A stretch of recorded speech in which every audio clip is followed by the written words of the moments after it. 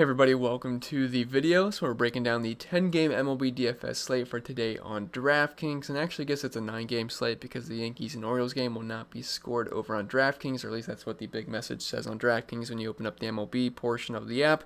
So I guess it's a 9-game slate, but it's still a pretty fun one. We got Shane Bieber, Giolito on the mound tonight, and you got two good punt options in Kikuchi and Kayla Smith. Then you got Mike Trout and Coors Field, and it's a Friday slate. Friday slates tend to be fun, and it's Friday, and who doesn't love Fridays? So I'm looking forward to it. I'm sure you guys are as well. But before we continue, as always, if you guys could just leave a like, and if you're new to the channel, you might as well hit that subscribe button. And we're all season long trying to help you guys become better MLB DFS players, and I cover other sports as well. So if you're going to keep coming back to the channel each and every single day, or each and every single week, you might as well hit that subscribe button and turn the notification bell so you don't miss out whenever I post new videos. And if you don't follow me over on Twitter, I'm at ChrisPennell16, CPen16 over on IG. And if you want to support my content over on Patreon, always much appreciated. You can join a community of 300 plus people. You can hop into the Discord, come in, hang out, and ask me all the questions you want. And I have extra content that I put out, including my cheat sheet, the top stacks, and all that fun stuff. It's all there in the link in the description below if you're interested. If not, hey, that's fine. Let's just dive into today's slate. So, up top, we have two really good pitchers in Shane Bieber and Giolito. Shane Bieber, pretty much the best pitcher in all of baseball so far this season. Pretty much a shoo-in for the AL Cy Young Award. And honestly, you can make a case for the MVP as well, but he's just been so fantastic. And look, I like Shane Bieber here, 11,000. I know he's pretty pricey, but it doesn't matter. If you're looking at his game log this season, he's just absolutely mowing down every single opponent he faces.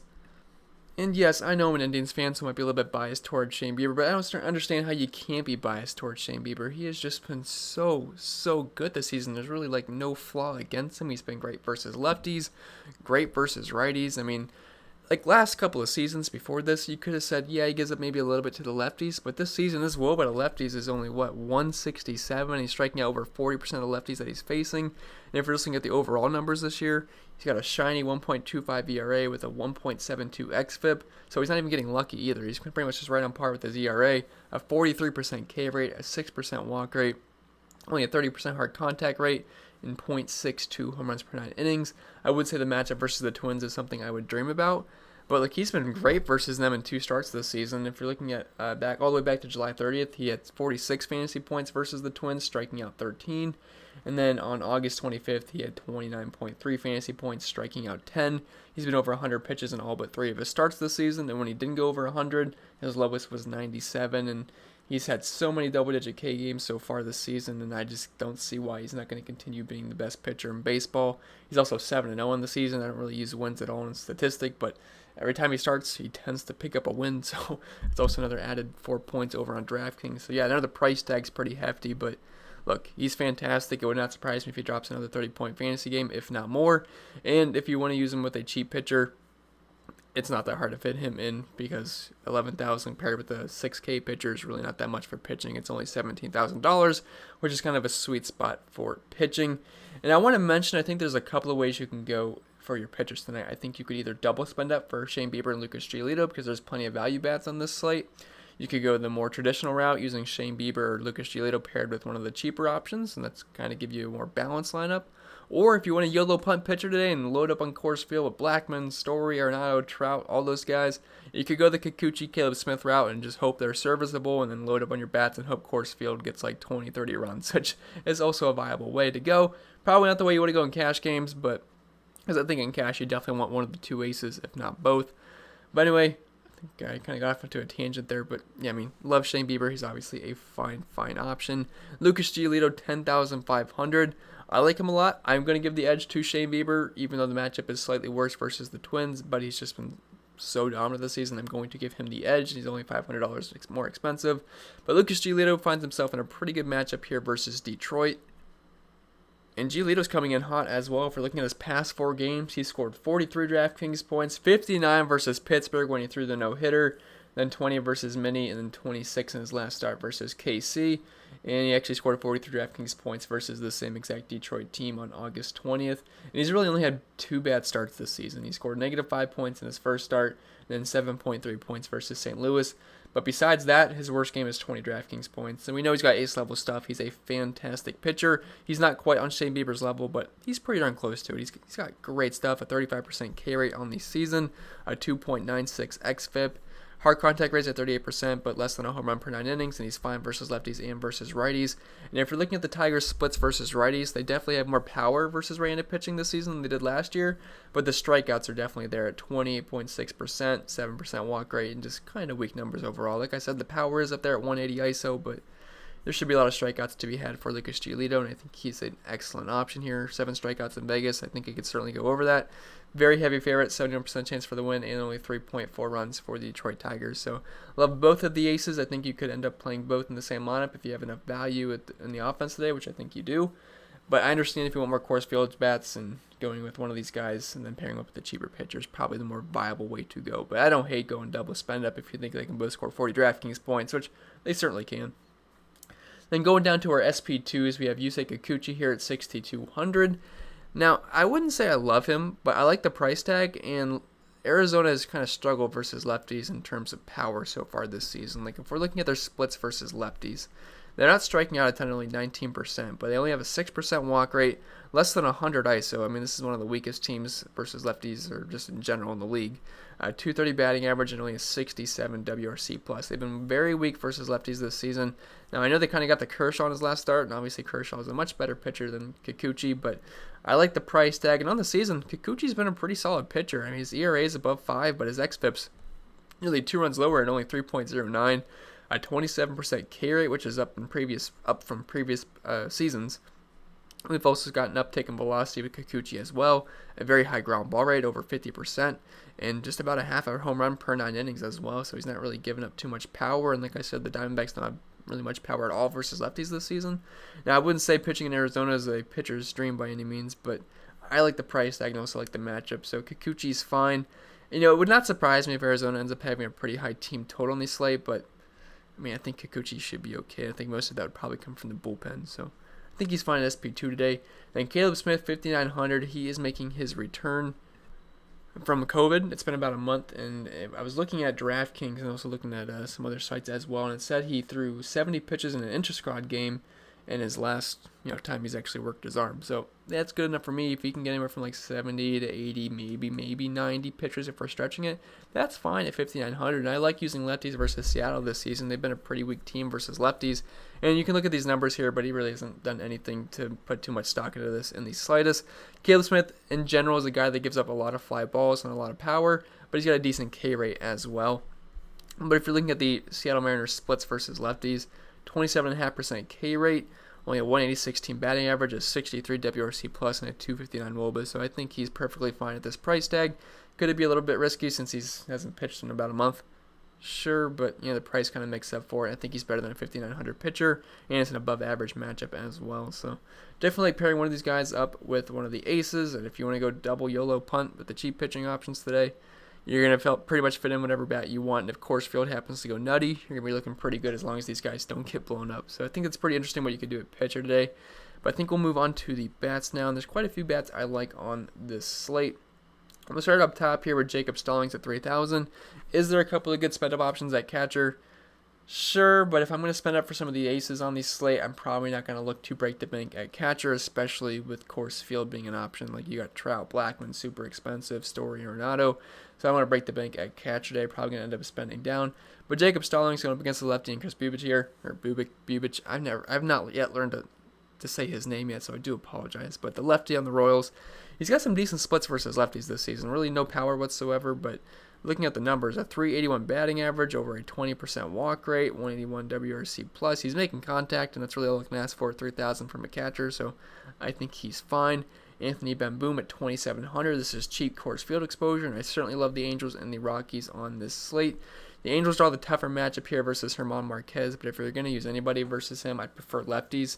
But the thing is, Coors Field, I think you can use lefties and righties, especially guys like Anthony Rendon and Mike Trout, two of the better hitters in the entire league, including the best hitter in the league in Mike Trout.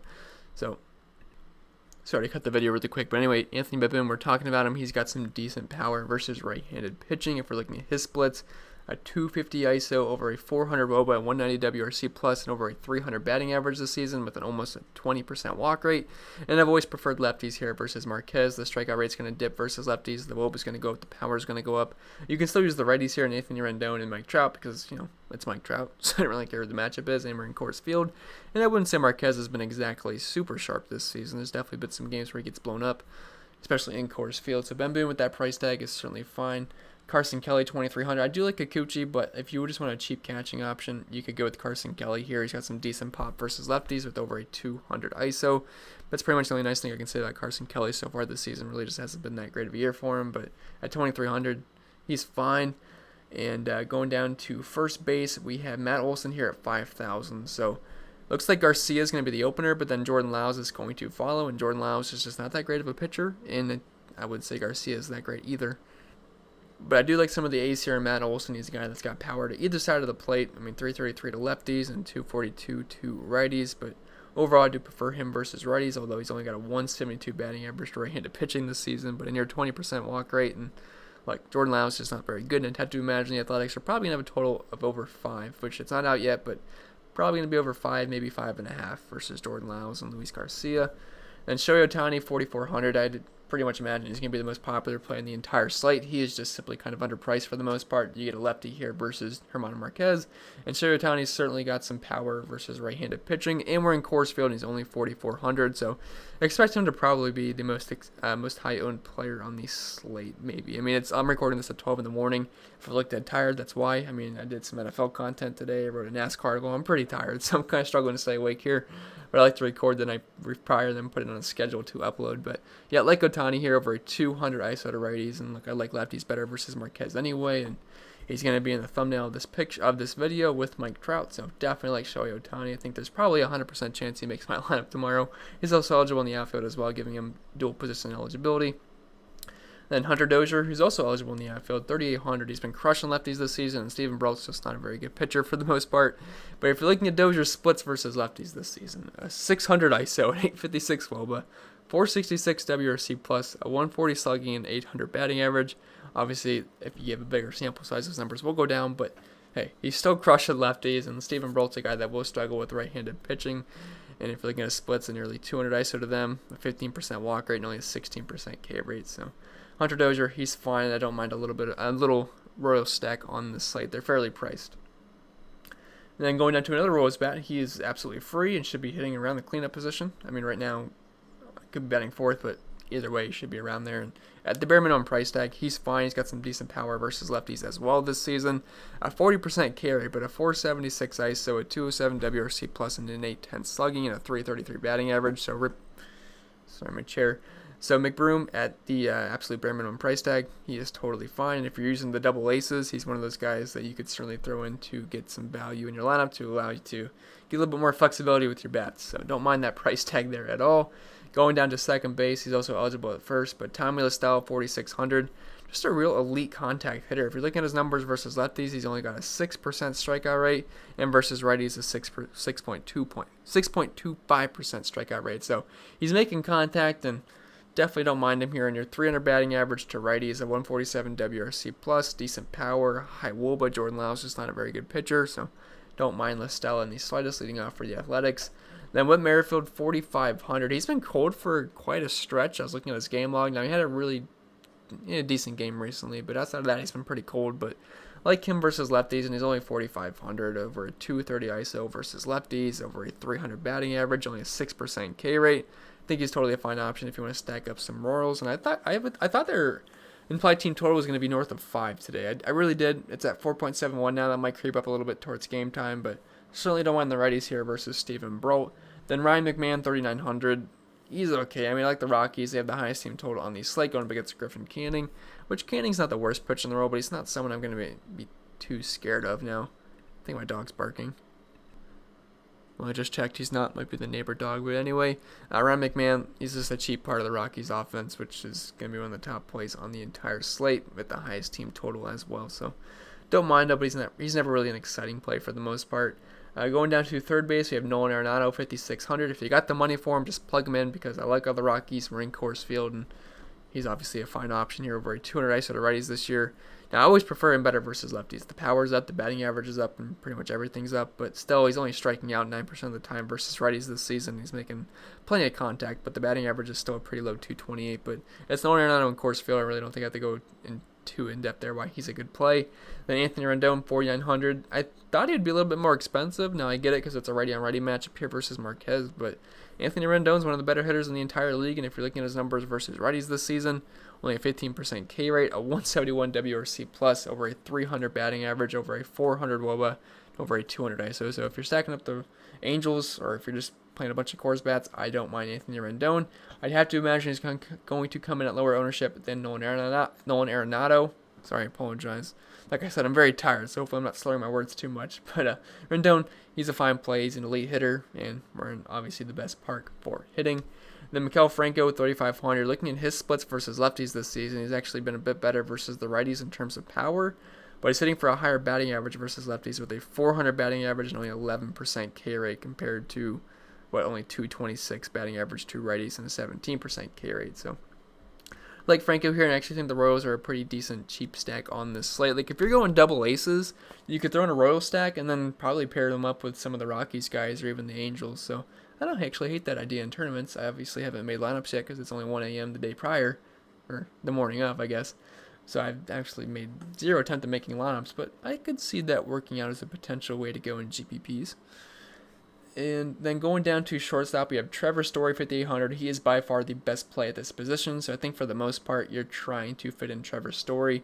Like, if you're deciding between you want to play Arenado or Trevor Story, like, you got some decent cheap options at third base today, which you could easily go with. At shortstop, like, I have Mondesi and Simmons here, but, like, just give me a Trevor Story. So I think he's by far the best play at his position, so I'm probably going to end up making him a priority on this slate for the most part. But he's been great versus lefties, been great versus righties, and Griffin Canning just really doesn't scare me too much. And like I said, by far the best player at this position on the slate. Although I don't have Tatis here. Tatis is obviously a fine option, but just with the guys I have listed, I mean, he's just by far way better than Simmons and Mondesi. Tatis is fine every single slate. I'm not ruling him out, but I just really want to play Trevor Story on this slate. And like I said, Simmons, like, these guys are fine. Like, I like the Angels, so I threw him on here, but he's not a guy that's going to really hit for power, but we're in Coors Field. And then if David Fletcher does not return, I would imagine he's going to be hitting higher in the order. This is assuming that Fletcher is back in the lineup, which they said he might be able to participate in some form in the series versus Colorado and Coors, but we'll see. But if not, he should be here near the top of the order, and that obviously boosts his playability to me. Then Mondesi, 2,800. The guy has got zero power, but he's been hitting a little well recently. And 2,800, I do like the Royals, so I think he's okay. But for the most part, I'm just going to try to fit in Trevor Story or Tatis if you like him. But I just prefer getting to Story in Coors Field with a team total of 6.62 currently. Then dropping down to the outfield, we have Mike Trout, 6,000. I really don't think I have to tell you guys that Mike Trout's a good play in Coors Field versus a right-handed pitcher. Is Marquez a solid pitcher? Yes. Does he have a high K rate versus righties? Yes. But it's Mike Trout. He's the best player in baseball, potentially the best player of all time. I mean, the guy's just absolutely insane. And if you're looking at his numbers versus righties this year, over a 450 ISO, over a 200 WRC plus, a 770 slugging, 40% fly ball rate. And it's not like this is a small sample size. This is a large sample size. This is what Mike Trout's been doing his whole career. He has crushed right-handed pitching, and obviously he's an elite play if you can fit him in. Definitely like Mike Trout. Charlie Blackmon, 5,800. Really like the Rockies on the slate, 5,800, a little bit cheaper than Trout. I mean, it's hard to say I'd rather play Blackmon over Trout. I think they're pretty even. I mean, if I had to pick, I would probably say Trout just because it's Mike Trout. And then they'll get to the Rockies bullpen at some point anyway. So, yeah, I obviously love Trout here, and it would not surprise me if he went double dong or even triple dong here in Coors Field. But I feel like I can't remember the last time I got to play Mike Trout in Coors Field. I don't know if It's been quite some time, so I'm looking forward to it. It should be pretty fun. Hopefully it doesn't go 0 for 4 with 3 Ks. That'd be really disappointing, but definitely Trout. But Charlie Blackmon, he's fine too. Anytime he faces a right-handed pitcher in Coors Field, he's going to be one of the top plays in the entire slate. So obviously I like Charlie Blackmon for obvious reasons. Trent Grisham at 4,800. I think you can use some of the lefties here versus Johnny Cueto, but Johnny Cueto's really not that bad of a pitcher for the most part. But Machado, Tatis, Mitch Moreland, Trent Grisham, they're all fine plays. It's just they don't really stand out to me as much as some of these guys in Coors Field, and especially value-wise, they are pretty expensive. So I don't love them, but Trent Grisham is fine here leading off. He's been fine versus right-handed pitching this season. Kevin Pillar and Matt Kemp. This is just cheap Coors exposure, 3,800 for Kevin Pillar. I'd rather play Pillar over Matt Kemp, but it also comes with a little bit higher of a price tag, but nothing too serious. But if you're looking at his numbers versus righties this season, 256 batting average, only a 16% K rate, and some decent pop as well, but nothing too crazy. But again, it's just cheap Coors exposure. Then Matt Kemp at 3,600, kind of just like the similar version to Kevin Pillar, but he doesn't hit it for as high of an average, and he also strikes out more. But look, it's just cheap Coors of field exposure. Then Justin Upton, 2,900. I could probably see him being pretty popular because look, if you're getting a Coors Field bat hitting near the middle of the order at 2,900. I'm going to take that most days. And the past couple of seasons, he's hit righties better. Now, this year, in a smaller sample size, he's had more power to the lefties, but only a 209 batting average. But he's actually been pretty rough versus the righties. But, I mean, Upton at 2,900 in Coors Field's kind of a steal for the most part. Not saying that he's like a great player these days, but he's just so cheap for being in Coors. So definitely like Justin Upton.